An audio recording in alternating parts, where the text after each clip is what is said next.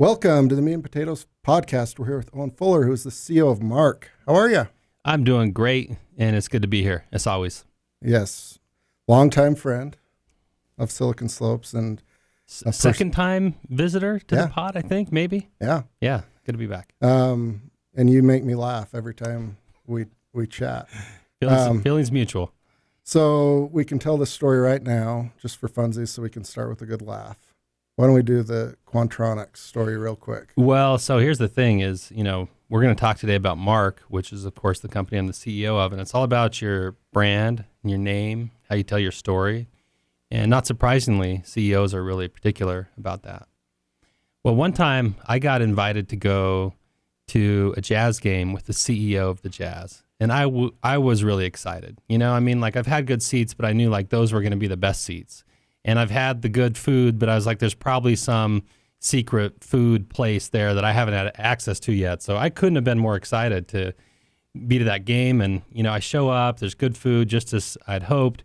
But when I get there to the court, I realize everybody I'm sitting by, they're actually at work. Yeah. I came to have just a fun time at the game and eat some nachos and some ice cream and watch a good game from a good seat. But they're paying attention to every detail of everything going on in the arena. And it's stressful. Yeah. And so, there's a little bit of a feeling of I guess I better be stressed out too, because I don't want to be, a bad guest. So, I'm like, boy, yeah, I'm starting to call things out. You see that on the Megatron? We shouldn't have done that or something. I don't know. Yeah. The truth is I just wanted more snacks, but I felt like that was kind of the tenor of the evening. So it's starting to build, and it was kind of a special night because Qualtrics had actually done the big sponsorship. And it was about their Fight for the Fight program, which is so great. They're fighting cancer and encouraging people to donate, for the fight against cancer. And I know they paid a lot for that night. And in the seats where I was at, I was actually right next to also Ryan Smith, who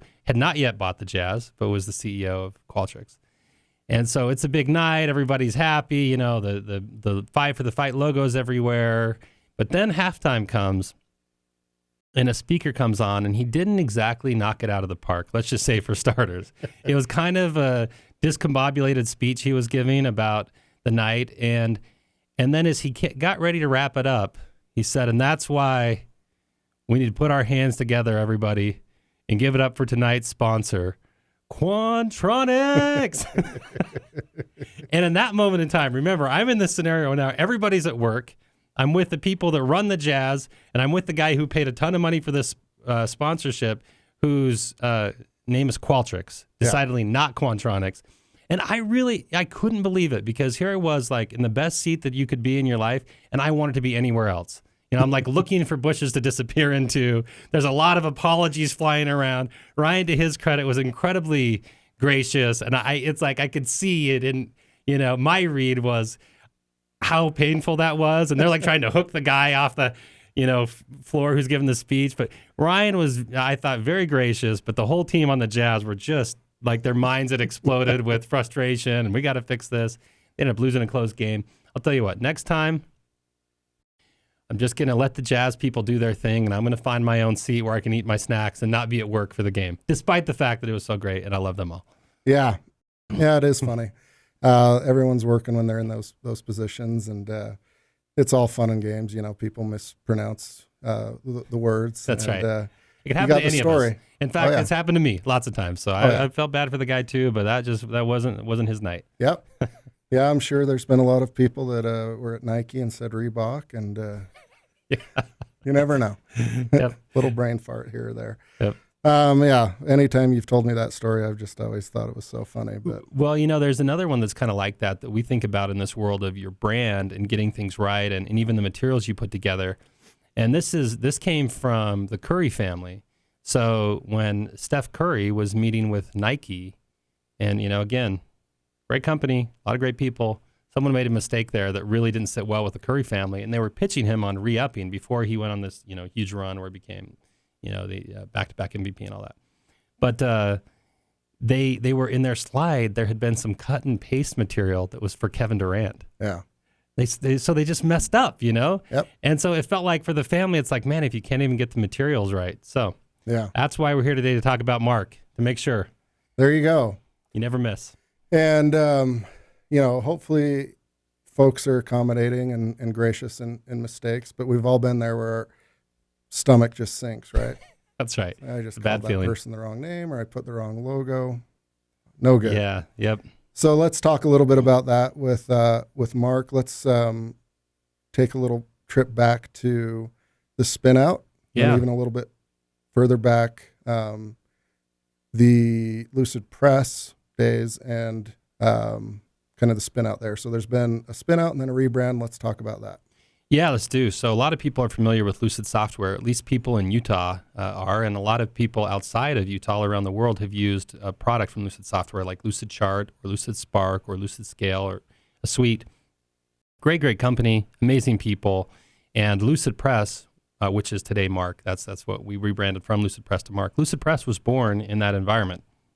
About 5 years after the company started, Lucidpress came to be really great technology that democratized design for everyone so that anyone with any skill level could create really beautiful pieces of content. And as we grew, I joined a few years later, it really to focus on growing that part of the business of Lucid software.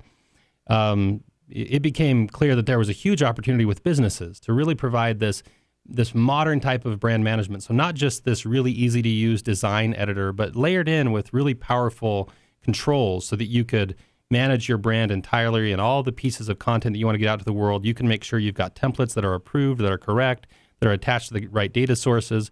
And so that when your people get in who are not professional designers, they have this amazing experience of, all right, here's all of the templates we can work from. Here's all the right colors and fonts and images. And here's the things that I can change or not change so that you can, it's kind of made foolproof so that you can't break it in a way that's a problem. And that's what we're doing. That's the story of Lucidpress as it grew and the story of Marq today. But to get to where we're at from a business standpoint, back to your, the kind of carve out and rebrand question, we saw with time that while we were growing a lot and we were incredibly excited about what was happening, we thought we'd be better served if we were an independent company because we had a different customer base than the rest of Lucid software and we had a different way of going to market. And we didn't really have our own way to get our own funding. It all came through one place. And so with time and a lot of conversations at an executive and board level, we decided to execute a carve out. And we found a great partner, Charles Thing Capital or CTC, who helped us with that from the investment standpoint and were the real lead in the investment side of things. So in May of last year, we announced that Lucidpress was now independent with new ownership. And we took the team, essentially the entire team that was working on Lucidpress within that environment came over. And then we went about this process of making it truly independent with getting our own system set up and our own code base and all the things that you do. And the last piece of that was getting our brand. And of course, as we did this deal, we were no longer had any ownership ties to Lucid software. We weren't going to keep Lucid in the name. We went through a big internal process. Actually, it was driven by we didn't work with outside agencies much, except for to support the work we were doing. But we found a name that we love, and then just not long ago, we announced to the world that we're now Marq, M-A-R-Q, and you can find us at marq.com. Yeah. A lot goes into that, and we don't have time to unravel all of that, but we'll hit on the points that I think would be fun for the listeners to hear. One, I'm always confused and baffled in 2022, 2023, if there's any normal sounding names out there, right? Yeah. That was hard. We had great people on our team. So I actually, in my past, had built and sold a marketing agency where we'd done a lot of these naming projects. And in fact, my partner from that business also works at Marq. So we felt confident that we had a background and experience to help do that. And then we had these amazing people join our team, great marketing and creative leaders. So we felt really confident that we had the expertise. But man, it's hard to get to that list of something that's, pronounceable and where the domain is available. And most importantly, that it speaks the truth of who you are. Yeah. And we went through multiple cycles. And there were, the funny one, I'll throw out some, like there was a time where butter was under consideration. A lot of people liked that. It was also controversial. It was polarizing. Some people hated it. We had other names that we looked at that, there was just something that didn't quite work. But with Marq, everything came together. We loved the sound. We loved that it's connected to our core mission of helping businesses to tell their story in a better way. It's this, what we do is where they really manage their mark or their brand for everything that they do. Yeah. So, and in this miraculous twist that came together, we got Marq.com for a pretty good price. And, man, thank goodness we did. Cause some people, I think they get stuck in that and they end up with some really weird names that don't entirely come together. Yeah. For me, knowing you, knowing Lucidpress, knowing Lucid, knowing the backstory, and also being like a pretty profound idiot, I go, Marq, okay, there's a mark on a page, or you're making your mark. That's right. So 2 out of 3. Mm-hmm. It's not Marq, M-A-R-K, so it's not named after somebody. If your bar is low, you achieved it with me, because I was like, you got good job.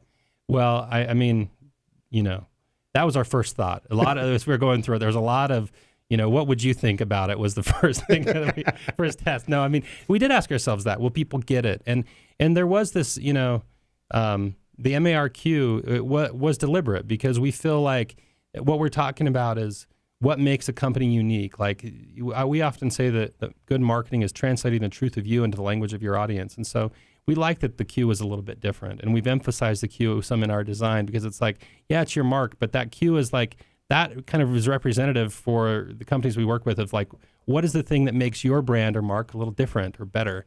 And so that was all intentional. And, we hope that as we continue to tell the story of our brand over time, that will all come out. Yeah. I love it. It's easier said than done in this day and age to find a name that works and is available. Well, and it also lends itself to an endless number of puns, as you can imagine. So you've got remarkable and marketing with a Q and everything that comes out of that. So I think our creative team has plenty to work with for the long haul. Yeah. What fun is life if there's no puns? Exactly. What's the point, right? All right. So oftentimes the quickest way to help people understand what a company, in this case Marq, does is who are some of your competitors? Yeah. It's a great question. So competitors that are out there would be people like Canva is a big one. They started around the same time as Lucidpress, and they've done a great job. And a lot of people know they're a very valuable, big, successful company based out of Australia. We think that we compete really well with them. And I say this with a lot of respect for them too. But when it comes to bigger organizations, if you're talking about hundreds or thousands or tens of thousands of people that you want on a platform to be creating content effectively, we think we're the best equipped company to do that. But a lot of people are familiar with Canva because maybe they've jumped on to create something, and that can give you a sense of what we do at Marq. We do have this great, easy-to-use design editor. We just choose to focus that primarily in this larger business context, and that means that the rest of the packaging around that in our product is a little different and more suited for larger companies. Yeah. An example that I always find interesting with design and those types of things, in the Midwest, you've got like VFWs and community buildings, right? Whether it's the VFW or the Lions Club or the rec center. And you'll go down there and you'll think on that bulletin board it'd be 80 years ago, but it's something that is happening in 2 weeks. Yep. Right? And it's like really good design. All the words are there, and it conveys that message to the people there. And I'm like, I wonder how they did that, right? For something like with Marq, that whole group could have all of those templates already baked, because I imagine it's like a bunch of phone calls back and forth. Betty Sue, do you know anyone that can make this image or do this drawing? And oh yeah. Oh, it's exactly right. So I think about some of our customers. Let's and I won't say the name of this one yet because we haven't announced it publicly, though we will soon. But very, very large, one of the biggest in its space, with tens of thousands of employees. And it is so hard for those employees that are on the end of the line when they need to get content out fast, because what's happening in the market, there's a constant demand for more personalized, relevant, high quality content that goes on a bunch of different platforms. And I say platforms, I could mean social media networks, email lists, print distribution, whatever it may be. So these people that are on the front lines are desperate to get what they need made. And if the old way of doing it is everything flows through one team and that's it, so you just make a request. But those teams are backlogged. Yeah. Like in today's day and age too, there's just no way you can hire enough designers to keep up with that. So we have to give the design and creative teams tools that allow them to scale. So the old way is you send in a request, you wait a while, and actually what you do is, and you give up and you make something horrible because you're like, well, I do have that one old PowerPoint slide that was in my email for 3 years ago. Maybe I'll work from that. Or you're like, you just make something, with what you're able to do, and maybe in Word or PowerPoint or whatever it may be. And that's not the best way, and it's also not the best way for the design team to be held back. So with Marq, the design team can create what they create. And by the way, they can create it in the tools they use, whether it's the Adobe suite or whatever they're using. They can create it there, or they can create it right on Marq, but ultimately you bring it into Marq. Yeah. And then you templatize it, you lock or partially lock things down. So then in our case, when you've got all these tens of thousands of people, where there's multiple brands that make it tricky to manage, there may be multiple locations around the world and all this stuff, but you get this person, wherever they are, they log in. All the things that they need to make are right at their fingertips. And the parameters are there, by the way. So again, you can't break it. And if you need to talk to somebody, you can just chat or collaborate right in the app. It's in the cloud. It's smooth. It's easy. It just significantly cuts down. So you're getting real speed to market, which is going to drive growth for the company overall. You're saving a lot of time and money because you don't have to, hire a army of designers to do what needs to be done. And in a lot of cases, you're also protecting yourself from a lot of risk. Because sometimes when those things go out, it's not just that it's bad design, but they might actually say something that can get your company in a lot of trouble. Yeah. So that's what Marq is looking to do, is to help people drive growth, save time and money, and reduce the risk that comes with creating content in today's world. Yeah. And ultimately, probably making their employees happier, which would probably make them want to work there, and you don't have to rehire. You know what? It's so funny you mentioned that, but especially in a lot of these industries where they're highly competitive, we get a lot of people who do say, we're buying this because of all the business results it will drive. And there's kind of that first layer that's obvious. But the second one is exactly what you said. And this is going to be a huge thing we use in recruiting and retaining top talent. Yeah. Because we need to show them that we're investing in them having the best possible experience. And so that always feels good when we're helping people meet that objective. Yeah. I mean, correct me if I'm wrong, but let's say somebody sells a deal. Yeah. And instead of just an email with text, thanks for being a partner. Yeah. Here's the invoice, all of that. There's kind of a cool design template that they don't need to worry about because it's already there. Thank you for being a partner, and it looks cooler, sounds better, and that salesperson looks like a design rock star, right? They look like they've got it all together, because a lot of times also what companies in that case will do is they'll be tapping into an existing data source to make that easier. An example might be, in the real estate space where we have a lot of really big logos and huge number of customers, that kind of thing. They're tied into the MLS data. So when they log in to make their things, they can just click a property and boom, all of that we say automagically appears into their account, and their personal information as the agent is all there. That's great.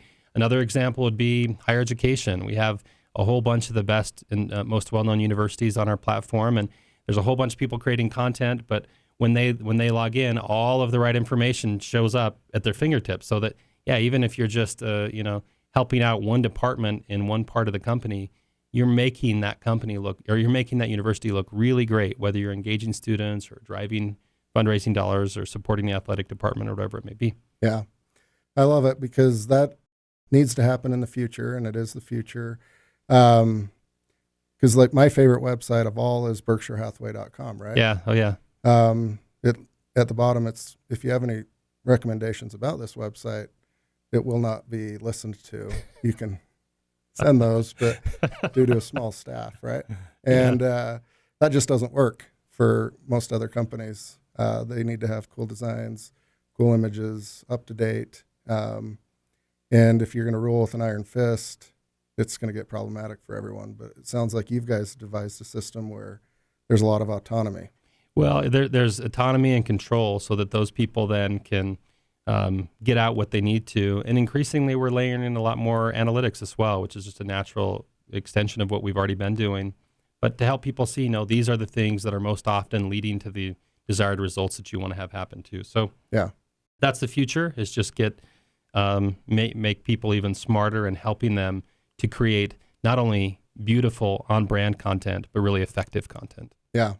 And you guys have some fun words, auto magic. That's right. And content that converts, and probably dozens of other catchy one-liners. So when you guys spun out, as you mentioned, you had to be the CEO, and that's don't run out of money, hire the right people, team meetings, all of that. but then you had to work on this rebrand Yeah. all at the same time. Where did you focus your efforts? What are some things you learned? What are some things you thought would go well that turned out to be a lot harder? It's a great question. We actually went into the process of considering the spin out quite a while before it took place. We had some inbound interest of groups that were interested in working with us, which helped spur things forward. But ultimately, we had to get alignment with everybody to say, okay, it's time. And as we got into that, a friend of mine who I was working very closely on all of this with said, Owen, I hope you know you're about to enter the worst year of your life. And like he was kind of laughing, but it turns out like he was right. And worst and best, I guess, in some ways, kind of like the Dickens quote, right? The best of times and worst of times. But it was extremely intense. It was a hard time working on the spin out because you're trying to pull everything together and cast a vision for the team that you're leading when there's so much uncertainty on, depending on the different routes we go, this could look different ways. And I felt like it was hard in that sense to always be driving everyone towards the longer term vision. So that was something that I found that was even more difficult than maybe I had and appreciated going into it. As far as getting it done, I was a little bit nervous. Like, will everybody come? I mean, I thought they would, but you can't really tell people until you have something to tell them. I mean, of course, our leadership team was involved because there was a big process of diligence and all the things that you do in this. But for a lot of people on our team, they really didn't know until we had a team meeting. And it's funny because, you have a lot of team meetings, but it's like, that was a team meeting that no one will soon forget because it's like, actually, our whole part of the business was just acquired. And I'm going to be meeting with everybody today, or the leadership team will. And we're going to talk to you about your job offer at the new place, Yeah. And amazingly, we had a great traction. And I just think a credit to really the leadership team that we had as we did that the people came, Yeah, they believe in what we're doing. They love our product. They love our customers. I think, though, people go to be with the leaders that they really admired and were having such a good time working with. And so that was awesome. Man, a transition like this is tough. It's tough. You think about every part of your business that was like we were intertwined. Again, a code base, your CRM and marketing systems, all those things. We had to stand them up and fast. We had to run a payroll in just a matter of days after we did the deal that was all our own. And so huge credit to the sea of people that helped us. We brought in amazing talent as well as part of this. We hired great leaders from some of the best companies that you can imagine. And that was part of why we did this deal too, because I think that it was easier to attract that kind of talent once we were out on our own. But that the existing leadership team and then those that came in and added to it, man, it's been a dream working with them. And I keep telling people, to remember that line from The Office where Andy Bernard says something like, I wish there's a way to know you were in the good old days before they're gone. For us, it feels like the good old days. A lot of hard work to get to this point. Now we've got it. We funded the business as part of this. We have big goals, ambitions, and dreams for what the business can become. And, now it's on us. We have everything in front of us to go make it happen. All right. Yeah, I like that. The good old days are potentially behind you. Yeah. But you'll create more good old days. And if you can appreciate it while you're in them, I think that's college for most people. Yeah. That's right.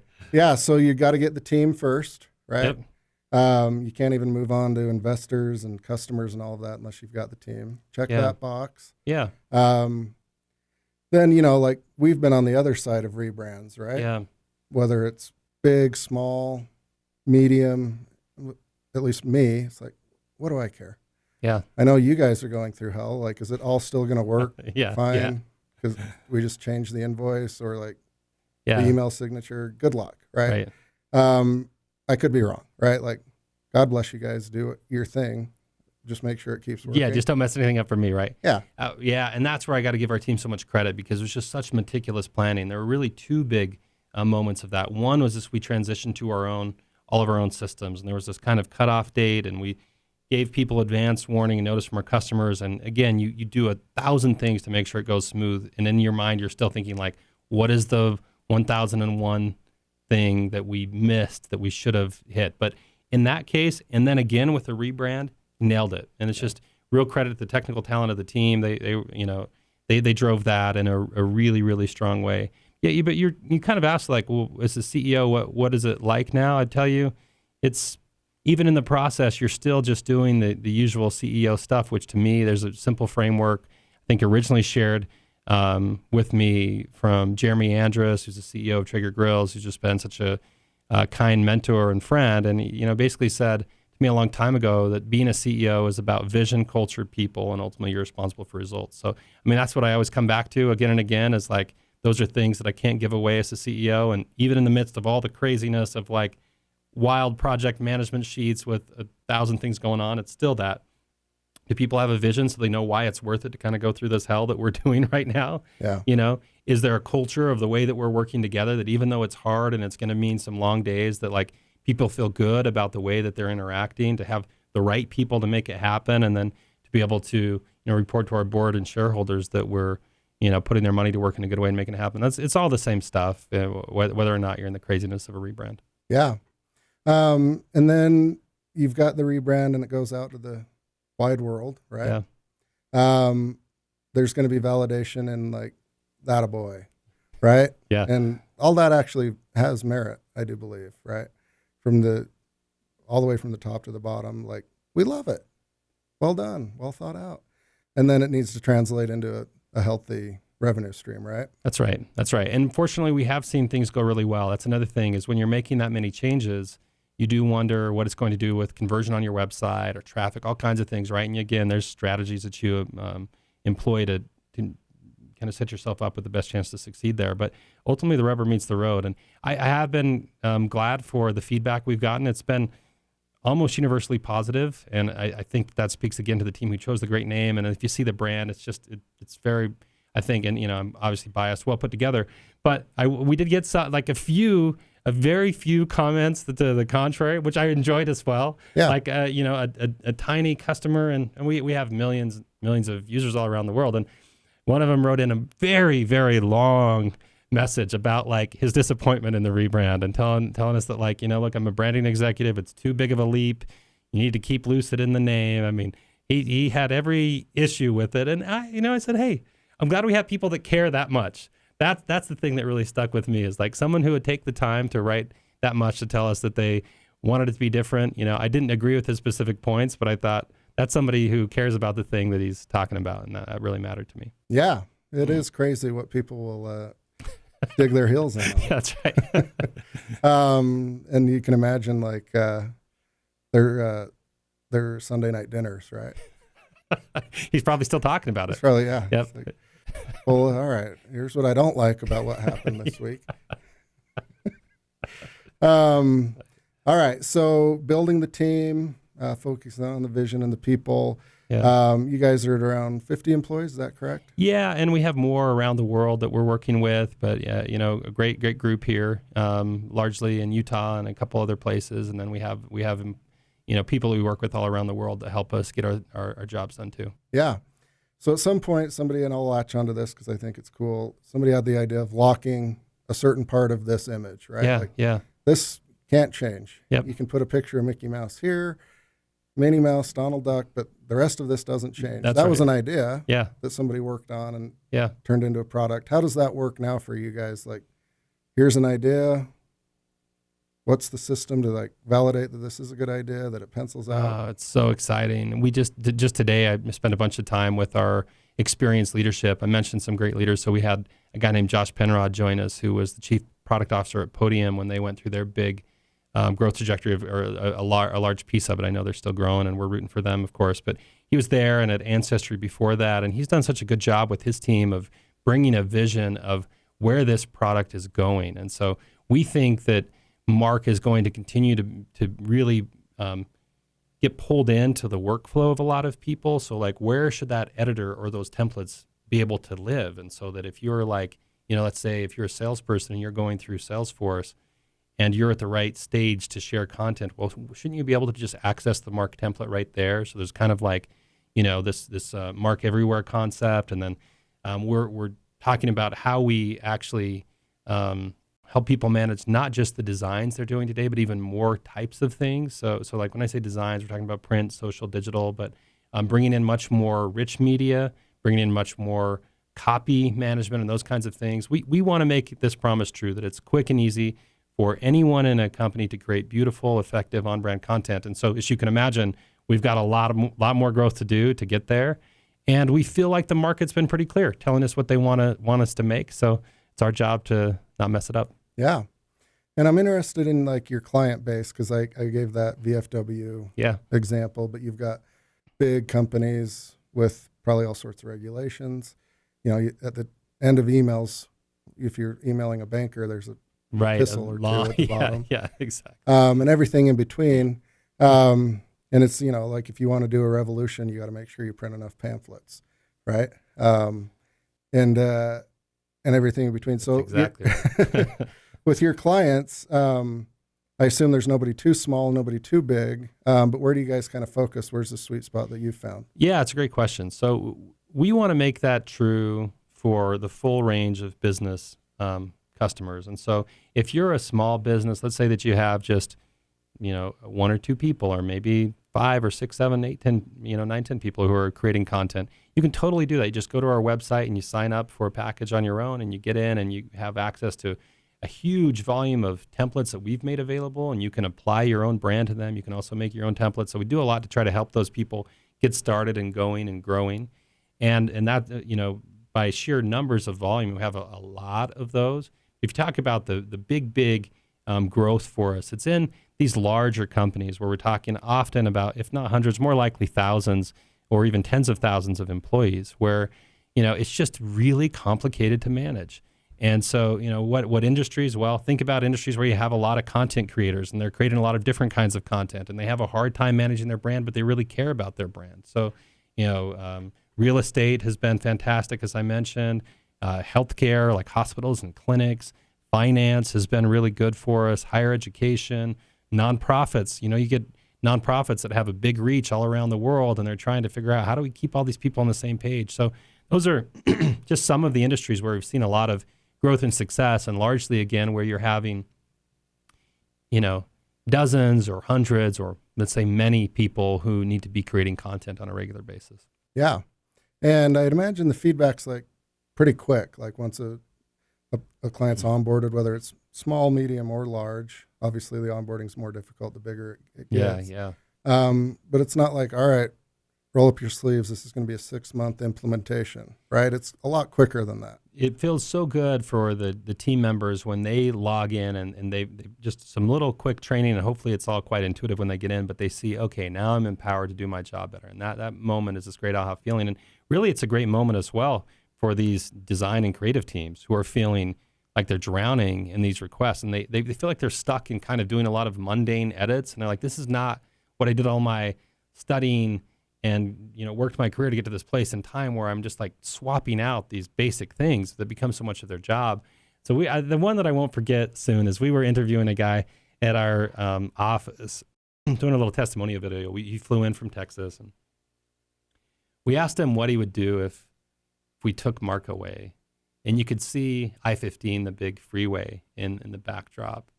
And he looked back there, and he just with the most dead serious look on his face said, I'd walk right into that traffic. And then he stopped, and he's like, I don't think you can use that. I'm sorry. I'll think of another way to say it. But it was the most like sincere, it really hit for our team that he felt so strongly about that. He's like, man, I never want to go back to that other way of doing things. And, of course, we're not perfect. We're always looking for ways to get better, and we're going to keep adding to the platform. But I think when you can create those kind of aha moments for customers and do it pretty often, man, it keeps everybody amped up. Yeah. And for folks like that guy who's pretty dramatic, but we've all been there, right? Like, if you take this away from me, it's like, come on. I might. Yeah. We had others that said they would cry and scream, and I felt bad celebrating. Like, they're saying these things, and I'm like, that's what I like to hear. Yeah. That's the validation. That's right. Yeah, so you've got that, and it also, like, the less dramatic answer would be like, oh, I can go home at 5 o'clock. Yeah. Instead of 7 o'clock every night. That's right, and things are getting done. Yeah. And they're probably more creative and focus on, like, the bigger picture stuff. Well, and I think of a great example, like Purdue University is a fantastic customer, and they're just such a great, well-run organization. They're recently named the 4th most valuable brand by one study on higher education brands, and they're just innovative, and they get it all the way through their organization. That's what's so fun to be a part of, is sometimes you talk to people and you feel like, oh, this is going to be tough because there's a lot of dysfunction or there's something broken in the organization and we're trying to help them fix it. With Purdue, it was different. Like they got, from the top down, what their message is, what their core is, how this helps everybody communicate it effectively. And so it feels really fun to see it humming and know that like we can be a part of that where businesses and organizations are building brands that just catapult their value up in big ways. And, not everybody can do that, but it's sure cool when you see it happen. Yeah. And I doubt the founders of Purdue knew this at the time, but they picked a good mascot / Boilermakers. Yeah, right? Yeah, that's right. And that makes everything easier. It's memorable. I'll give them that. Fast forward to 2023. That's right. It's a little bit easier than Bears or something like Hornets that. or whatever it may be, right? Yep. Yep. Very cool. All right. Well, last question would be, with you guys, all, in the clear now. Yeah. You've spun out, you've rebranded, you've launched that. It's going well. How do you guys look at the future? Is it like we're going to do big things, we're going to do a bunch of small things and turn those into big? Or just, you can answer this from your brain's perspective when you're driving home of like, I feel like a moonshot. Yeah. And I remember that last moonshot worked out versus I'm going to chip away at this. How does Owen compartmentalize? Yeah, great question. I had a mentor once when I was earlier in my career, and my career has been really one as an entrepreneur, where he described to me, he said, sometimes as an entrepreneur, there's a lot of fog out there. And you get like this occasional time where you like get on a little peak, or maybe you climb a tree and you kind of see above the fog to another place. And then you got to get back down and work in the fog to get there. And that's really the life of the entrepreneur. And I feel like because of this process that we went through, where we were part of a large organization, we were getting a lot of feedback about what we could do or should do. And then we were able to become independent and go execute on it right now. There's not nearly as much fog now as there has been. Like we feel like we got great validation and feedback from the market. We know where we want to go. We're getting great signals that we can build a really meaningful, valuable company. We've got the resources in the bank to do it. And so despite of course, like everybody, you're watching the macroeconomic factors and the headwinds and trying to think through all that. We just feel like now's our time to shine that we've been waiting for. And so it's like, just stay steady, marching on that path, go knock off things. So I think it's more that is going to lead to a really big, exciting, beautiful outcome in good time. Yeah, love it. Well, thank you so much, Owen, and congrats to you and the team at Marq. Consider your mark made on Silicon Slopes, at least. Hey, that's what we like to hear. And well done on the pun. We'll give you credit for that. We'll add it to our list and see what more we can fit into the next pod. Okay. There you go. Thanks, Owen. Thank you.